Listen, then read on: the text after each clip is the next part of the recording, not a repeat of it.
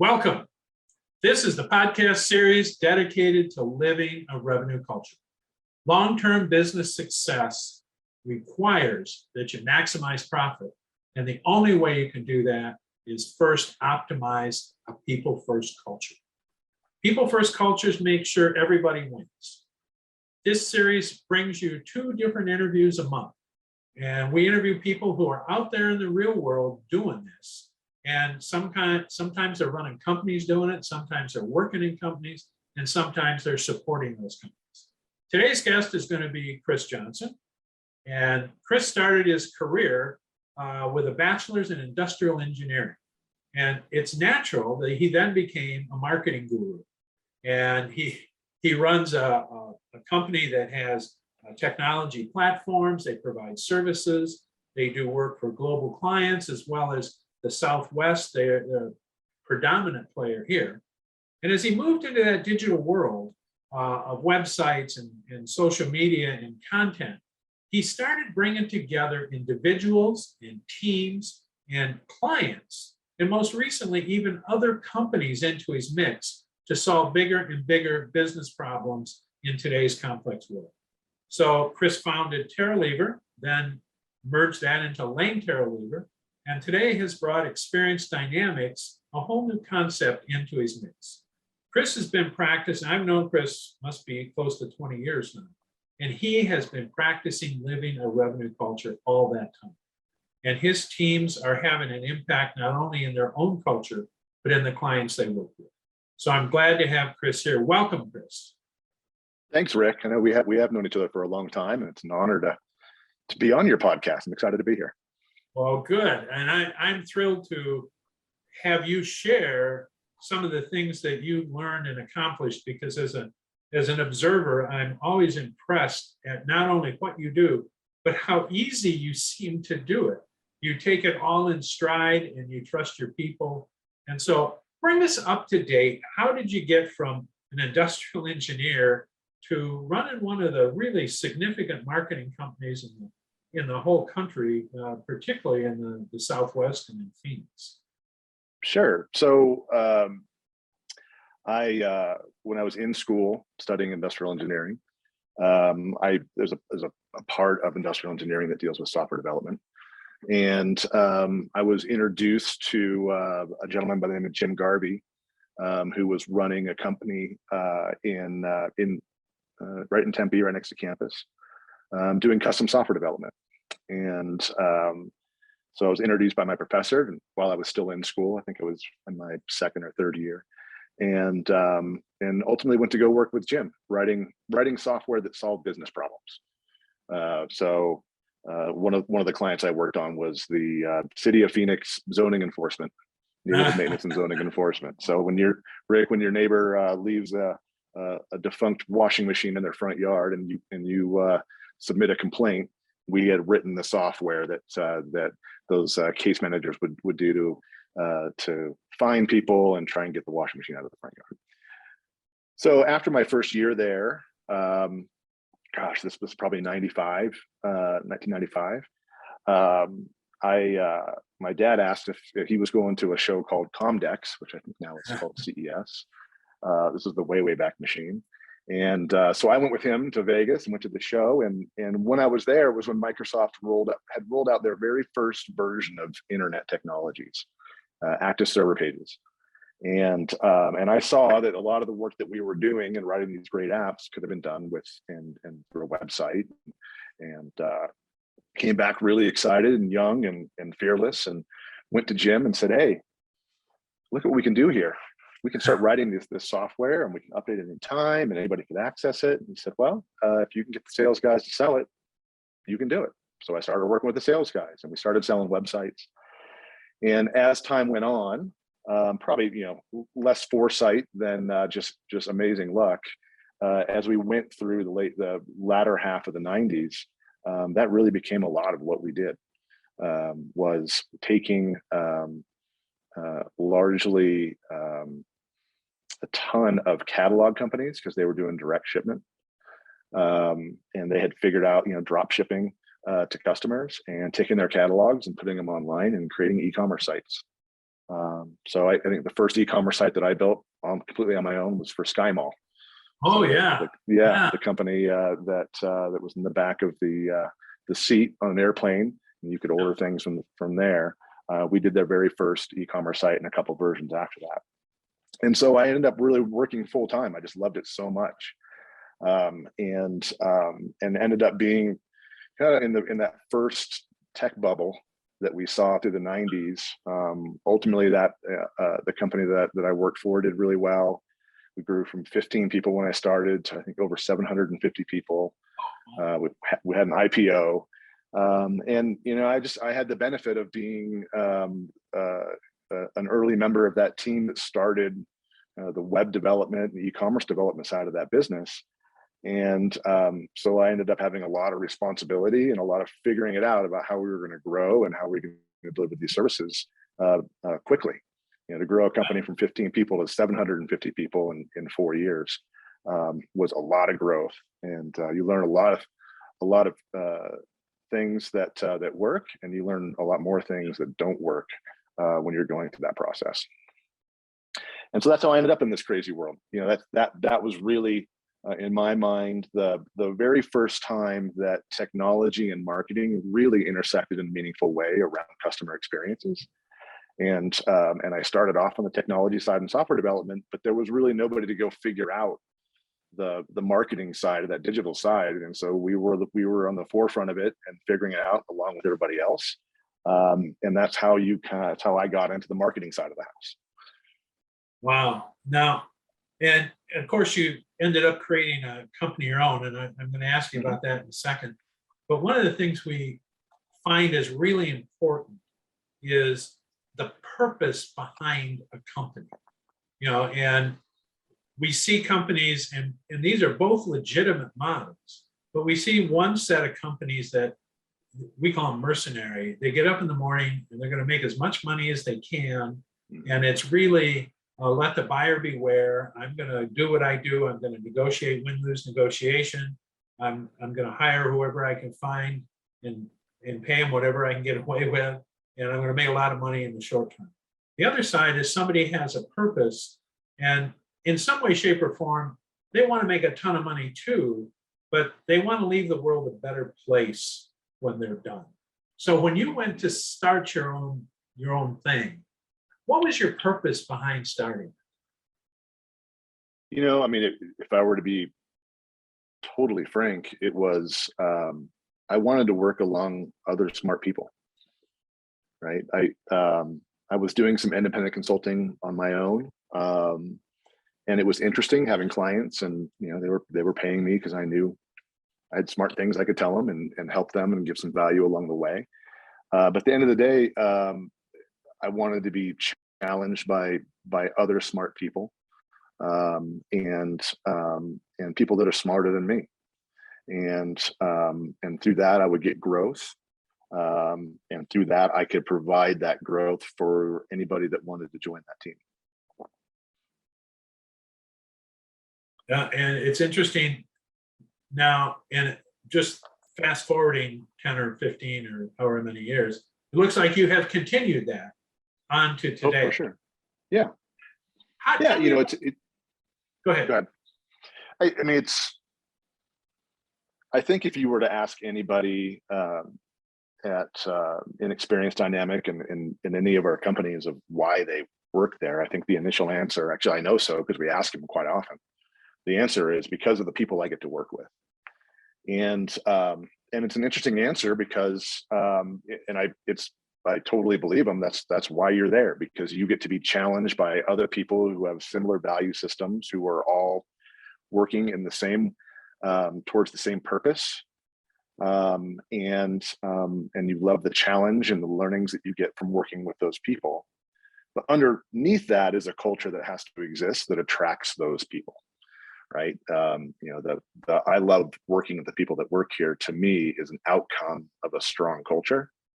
And I think particularly in professional services, of which an advertising agency is certainly in that category, a long-term value that you have to have is to have a culture that that is super clear and attracts the right people and expels the wrong people. And if you have that, I think it's much easier and much more fulfilling to be a part of that and to lead. It's very fulfilling for me to lead a company like that, because a lot of the things that a lot of amazing things happen that have nothing to do with your involvement. They just happen because you happen to have great people who are all there for the same reasons. How do you get those people? I mean, everybody will acknowledge that's a good idea, but you've demonstrated it for, a decade or more.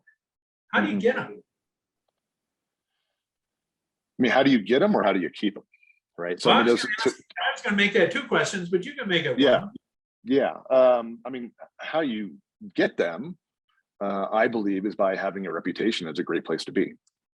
Right. And it's a bit of a virtuous circle. If you've got great people and those people have great reputations and they stick with you for a long time, and you can provide them with career growth, the rest of the people in the marketplace look at that and they see who those people are, and you start to attract the right people. And how you keep them is you have to have a culture, and your leadership has to be very high integrity and aligned with what that culture is. I think if you can do that, and you can provide career growth for your team, I've seen much better retention in times where we're able to accomplish both those things. It's why I'm a huge fan of I talk a lot about growth inside of our company, is that if you're not growing, you can't provide opportunities for the people who are there. Right. At some point, they're waiting for somebody else to leave in order to take a spot to get the career growth they want, get the challenges they want. And so as leadership in my role and the other leaders that we have within Experience Dynamic, our job is to continue to grow so that we can create organic growth opportunities for people that are there. And if you don't, those people leave. And we've had periods of times, and certainly in recessions, where we're not able to deliver that growth and people leave, and you're sad about it, but I totally understand they need to go grow. And if they can't find that growth within the environment that we have, I get it, but I'd much rather they stay. As an outside observer, thinking about career growth in your team, my observation is career growth isn't always they get to manage a bigger group of people. It looks like sometimes it's doing different cool stuff, or having cool projects. Is that true? And can you talk a little bit about that? Yeah, I mean, we've certainly found over the years that if you happen to be really good at one thing, and that's what got you to this period of success in your career, and then we take those people and make them managers, which is nothing to do with what made them great and got them to where they are. Sometimes that works and sometimes it doesn't, right? But someone being a technical expert or a creative expert or being really talented and a very valuable member of our team does not necessarily mean that person would be a great manager. And so when we do make those shifts in people's careers to make them managers, we are looking for beyond technical expertise. We're looking for somebody who's actually going to be able to connect, empathize, lead inside our organization. But I'm a firm believer that becoming a manager is not the only route for career growth, as you mentioned, that there's a ton of opportunity in what it is that we do for innovation and becoming subject matter experts. We refer to it as we call them T-shaped people, right? You have a lot of depth in kind of what it is that got you there. And then we love for people then to spread out and learn about other parts of the business and ways that we can innovate by providing the depth they have there and the understanding of what that area was, and then being able to add value to some of these other areas inside of the agency provides a ton more value to our teammates, their teammates, but also to our clients, because they're able to come up with solutions that others wouldn't be able to do that. And so we love when there's people that just self-identify, I don't really want to manage people, right? I don't want to have a difficult conversation because someone's not showing up to work or they're late or the performance is bad. That's just not me. But what I do love doing is, doing content modeling or I love getting involved in PR, or I love creating creative campaigns. And the growth that I'm going to get is by getting diversity and depth and learning about all the other areas around that, so that I can become a more complete consultant to my clients. And perfect transition, because one of the things I've observed over the years is your creative, innovative people are really good at channeling that innovation into value for your clients. Right. Is that a true statement? And how do you make that part of their career path, or reward those who are already on that path and don't need any help to get there? Yeah, I mean, in our world of creativity and advertising or digital agency, there is no lack of new technology or opportunity that comes around the corner every year, right? Every month. The challenge that we always put ourselves through is, it's great this new technology is there and everyone's excited about it. It's great that we've got virtual reality, we've got AR or VR in the metaverse. How are we actually going to be leveraging those technologies in a way that's meaningful for our clients and it's going to give them sustainable competitive advantage, right? Is how we look at it. There are companies that will spend money just to go try it and see how it works, but you have to have some vision that ties back to that brand's customers and the value that those customers want to be receiving from that brand, and then bring in that intersection of technology that gives you competitive advantage. But all those things have to be there. It can't just be technology for technology's sake. And that's something that we've just seen over the years. I mean, we were one of the first agencies to partner with Facebook ever. In the Wayback Machine. We built, when their platform came out, we were the only agency that worked on the Facebook platform. And we developed 2 of the first 40 Facebook apps ever. And then we became, for a couple of years, Facebook's go-to referral partner to figure out not just how the technology and platform work, because we knew that, and not just figure out how social media worked and how those interpersonal relationships in social media worked, but then also who that brand was and what they could accomplish and what's something interesting they could do at the intersection of those 3 things. And so we had a lot of great firsts. I mean, we worked with Nike, Apple, Western Union, BMW, a ton of great brands. And it was all about trying to figure out, right, we've got this great new platform. We've got this new thing, relatively new thing called social media and the social graph, and we've got our brand. How are we going to come up with something where all those things come together in an interesting way to engage our consumers? Now, so we've talked about, the how you create the culture and the integrity and helping the people to grow in their careers. Talk a bit about how your clients respond to your culture. I mean, does your culture help you create long-term client relationships? And do the clients know the difference between your agency and others? How does that work? Yeah, I mean, I would like to think so.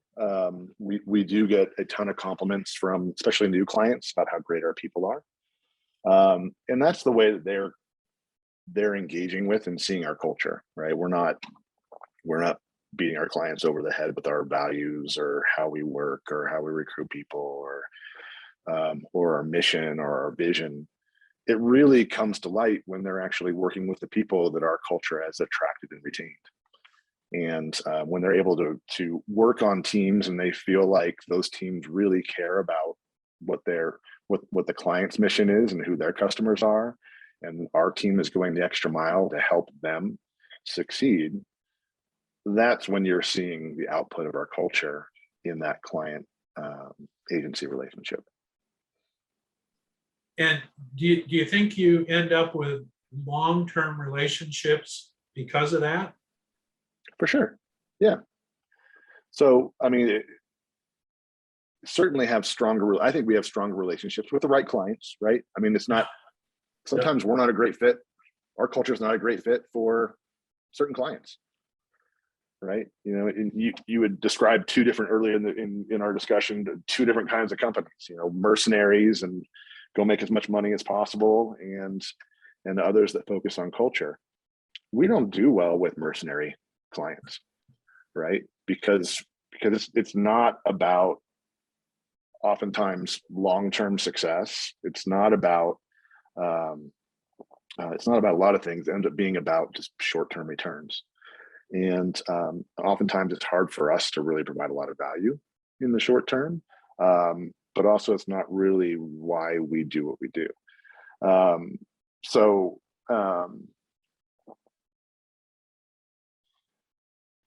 you know, when we're in our sales process, we try to determine as much of that as we can about our clients, whether or not we're going to be a great fit, because long-term success for us is keeping a client engaged and happy and successful as long as possible. And we have to have a culture match in order to do that. They have to really appreciate what it is that we bring to the table and the value that we bring, because they're paying us money, right? But they also have to fit within our culture. And long-term success for me is not one person's relationship with a client, but it's the fact that you've got a ton of people who are all aligned with that same culture, that if that one person doesn't happen to be there anymore, that person wants to work on a different client and we end up switching them out, we have a whole team of people who are also fulfilling that vision that we have, and understand that client and have that same culture, that it's not as traumatic by when you swap those people out. It's interesting as you're talking about that. One of the obvious things it sounds like is your team's empowered to say no to the client that doesn't fit, Yep. and that also it sounds like your team is the source for the relationship, for the application of the innovation, and that it's a flatter type way to approach the client than a hierarchical, where there's an account lead that makes all the decisions and creates all the relationships. Mm-hmm. Is that an accurate observation? I think it is. I mean, we have an account manager and account lead, but that leads doesn't have the responsibility for overall success of that client. The team really needs to. And I think 20 years ago, it made sense that you had an account lead who just owned the whole account and the success of it. And then you had, a creative team, copywriters and designers, and you had a media team, and you went and made that, went and did a campaign, right? This is old school advertising. In today's world, where you've got user experience designers and SEO and digital media and traditional media, PR, creative, content, social, when you have so much diversity in the parts of campaigns and the parts of what helps our clients be successful, you need that whole team to be directly engaged with the client. And so we do ensure that our teams are speaking directly with clients, that our account teams are not a filter, right, or a gateway between the client and our teams. There's a ton of value in having somebody who does both core content modeling and understands user experience, to be having direct conversations with our clients and our clients' clients, their customers, so they can really, really understand what needs to get done, versus filtering that through a game of telephone through an account lead. So yes, we take it's a long way of saying we do take a much more flat approach to how we work with our clients. So that was a great recognition of the change over time. So looking forward, what do you see are going to be the next things that a culture needs to be able to do, not only to be profitably successful, but to continue? We know we're going to have shortages of people. I mean, that's just the math of the population. And we know the world's getting more complex. And we know those right clients, we use the term ideal buyers, those ideal buyers out there who want a real partner who really is part of their team. It's going to require some different stuff of us. What is it you're seeing that when you think about, and maybe that's why you made the new addition to your organization, what do you see that's going to be different going forward? Well, I mean, there's a lot there. I think the immediate question, and what a lot of people in our space are trying to figure out, is, what does this remote or hybrid work mean? And not functionally, what does it mean? Because I think we've all figured it out. I mean, we figured it out within a week of the pandemic hitting about how we could all work remote. And thankfully, we have a lot of, me being an industrial engineer, I lead a company that's very heavy on process. And so functionally, we're able to do anything that we do from anywhere in the world as a team, and we've got all the tools to make that happen. Where I think companies are going to struggle in figuring out is what happens to your culture when you're never together, and what happens to your culture when you're hiring people and they never actually get to meet, and they don't have this kind of these like interpersonal interactions. What does that mean for your culture? We've done a lot of talking today about how important culture is in your long-term success, in particular in professional services, because that's all we are as people. How do you maintain a culture that has that strength that you had when you were all in person when you're going to be remote? So that's one that's going to get figured out. And I know agency principals who have done, hey, we're back in the office 5 days a week, and that's what we do. And I know agency principals that when the pandemic hit, got rid of all their leases and started hiring people all around the country, and now they're completely virtual and there's no going back. And time will tell which of those models is going to work. We would call us hybrid. We're in the office 3 days a week, and we're home 2 days a week, flexible. I think one thing we did learn is that there is value in being able to work from home, not only for just personal life and fulfillment within your personal life, but also we know that by having that time home and uninterrupted, that people can get a lot better, more work done. So they choose to do that. Beyond that, as I'm looking kind of more outside of us and what this the world is going to bring us over the coming years, we're doubling down, and we look at wholesale customer experience.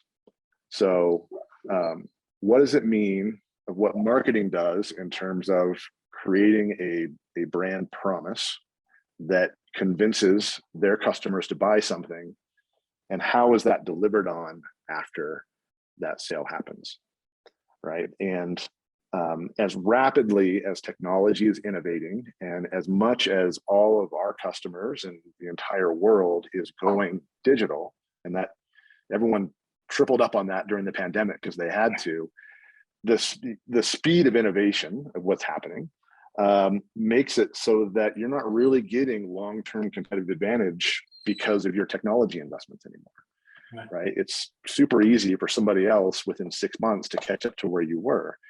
And so when we're looking at how our customers are going to get long-term competitive advantage, it's looking at what that customer experience is across the entire journey. From I'm just looking at, maybe I want to talk to you, all the way through purchase and being a loyal customer. What is the experience they have across that entire journey? And it's not just marketing, and it's not just sales, right? It's operations, it's customer service. It is IT and the ability and infrastructure to be able to through digital transformation, provide all this.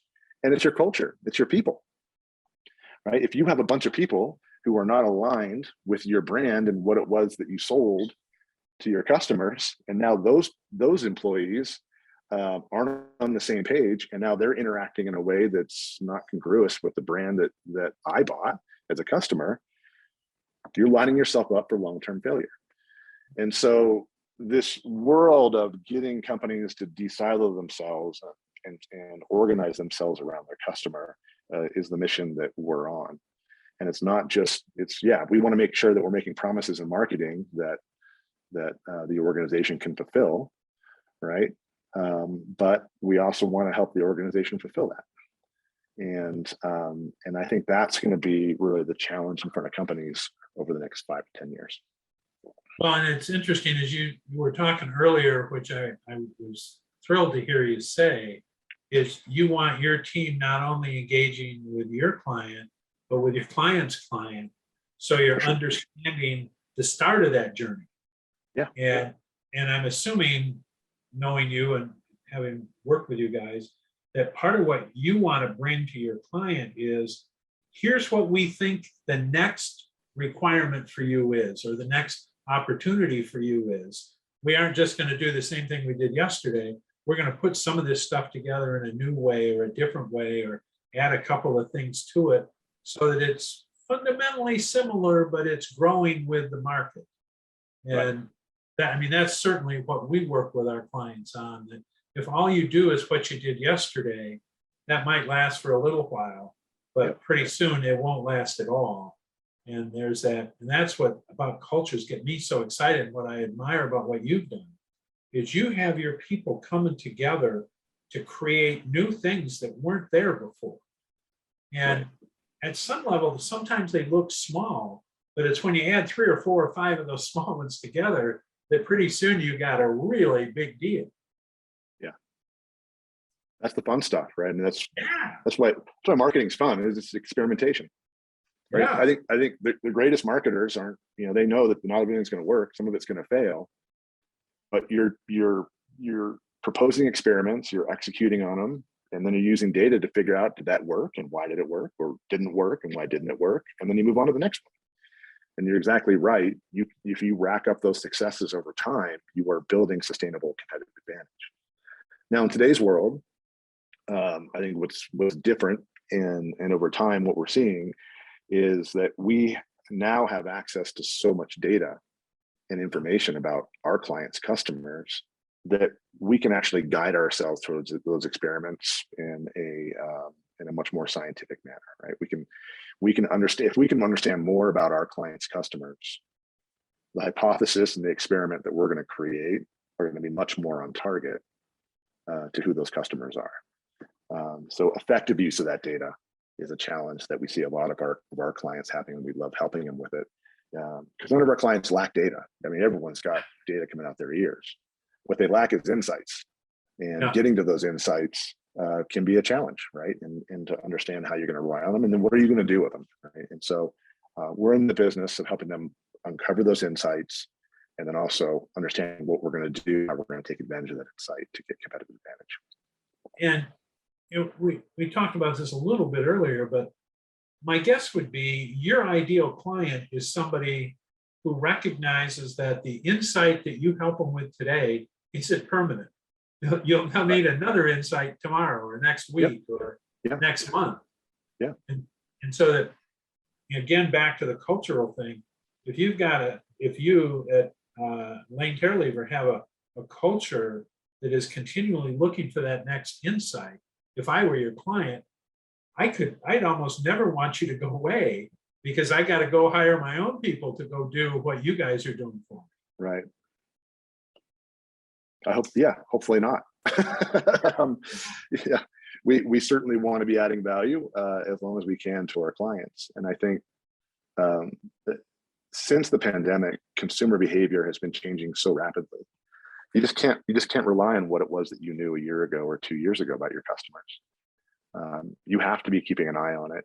And the way we look at it, if you haven't taken a look at your customer behavior or data from your customers in the last 3 to 6 months, you have no idea. Because it's changing so quickly. And we're heavily invested in focusing on what that means to Gen Z. And as Gen Z is coming into the workforce, and as Gen Z is coming into the economy, it's a dramatically different generation who has different expectations for experiences and what they expect from brands and purpose and what the role they want to have in their careers. And understanding not only what your current customers are doing and feeling and how you're interacting with is important, but also understanding an incoming generation. I think over the next 5 years will be key. Yeah, because they'll both be your customer and your employee. So it might be a good idea to know something about them. Yep. In our case, our employees first and then our customers, but yeah. Yep. Okay. Last question, Corey. This has been great. And what advice do you have for senior leadership of basically client organizations out there as it relates to working with the marketing cultural requirements going forward? And what advice do you have for the newbie, the person coming out that was you when you were writing that first code for the the washing machine in my neighbor's yard. What do you have for that group to be thinking about in order to make the next few years great? I mean, I would say for senior leadership, and I don't think it's just in marketing, I think it's senior leadership everywhere. My advice is to be authentic. I don't, you know, I've been exposed to environments, and I've seen environments, and I've worked in environments where there was a disconnect between the culture and who we all thought we were and where we were going, and the leadership that was at the front of that culture. It doesn't work. You know, as a leader, you have to stand for something, and you have to make hard decisions. And in today's world, that's what the incoming generation is looking for: is what's the purpose? Why am I here? Who am I with? And if you can't do that inside of a culture, I don't think you're going to succeed. And now for our incoming young marketers and technologists, don't stop learning. And I know it just sounds cheesy, but the industry that we're in, and the advantage that we give to people who come into our company, is you can learn as much as you possibly want. And there are a ton of people who are going to be around you that know way more about you, about things you don't know. And when you're in that environment, be a sponge, learn all of it, and that's how you're going to get career growth. Great. Chris, this has been just terrific. And I want to thank you for being here today. And I'm going to continue watching what you're building, because I always get, great personal joy out of watching the culture that you've built and the impact you have on your clients. So thank you for being here. I really appreciate that. Thanks for having me, Rick. It's been a real pleasure.